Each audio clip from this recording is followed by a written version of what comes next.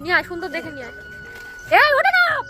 Hello everyone, এই বছরে শীতের শেষে আমরা পিকনিক করছি।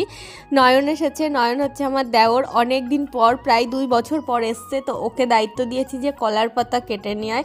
আজকে আমরা সবাই কলার পাতায় লাঞ্চ করব। তো ও যথারীতি কলার পাতা কাটতে চলে গেছে। তো আমরা অন্যের কলা বাগানে হামলা করে দিয়েছি, জানি না কলা গাছগুলো আজকে আস্ত রাখবে কিনা। ও ভেঙে দিস না লোকের কলা গাছ। আমার বিশেষ করে কলার পাতায় ভাত খেতে ভীষণ ভালো লাগে। আমার যখন ইচ্ছে হয় মাঝে মাঝে আমি আর রিপন একসঙ্গে খাই কলার পাতায়। খিচুড়ি টিচুড়ি রান্না করলে আমার তো ভীষণ ভালো লাগে। তোমাদের কার কার ভালো লাগে গো কলার পাতায় খেতে? পদ্ম গাছ লাগাবো, তারপর পদ্ম পাতা খাবো।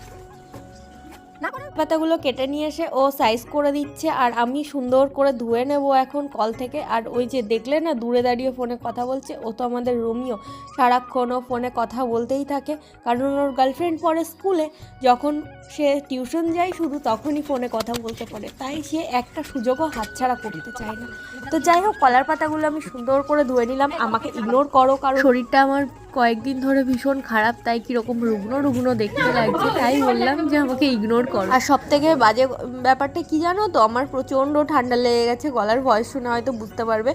আজকের প্ল্যানটা ছিল কলার পাতাতে আমরা খাবো, আর হচ্ছে নিচে বসে খাবো। সবসময় তো চেয়ার টেবিলে বসা হয়, নিচে বসে খাওয়াই হয় না। লাল লাল ঝাল ঝাল উঠিয়ে দেখান, 2 পিস দিদি উঠিয়ে দেখান। হাড়ালা হাড়ালা হাড়ালা, হ্যাঁ একদম লাল লাল ঝাল ঝাল কষা কষা। এটা চাটনি, লাল লাল ঝাল কালো কালো লাল ঝাল। এই যে পাপড়, এই যে বেগুন ভাজা, এই যে টক ডাল আম দিয়ে, আর ওর ভিতরে আছে ভাতের হাঁড়ি। ঠিক আছে, ভাত আছে, আর এই তো স্যালাড। ওই দূরে আছে দেখা যাচ্ছে লেবু। লেবুর প্লেটটা এদিকে দাও। আচ্ছা এদিকে দাও, এই যে লেবু। আচ্ছা, যে আসামি এতক্ষণ তো ফাইনালি আমাদের রুমে চলে এসেছে গল্প করে। তারপরেও তার কাছে কন্টিনিউ ফোন চলে আসছে। আমরা একটুখানি পচাচ্ছিলাম তাকে, সেই জন্য সে ফোনটা দূরে সরিয়ে রেখে দিয়েছিল। আগে খাওয়া দাওয়া, তারপর গল্প, কারণ প্রচুর বেলা হয়ে গেছিলো, প্রচুর বেলা।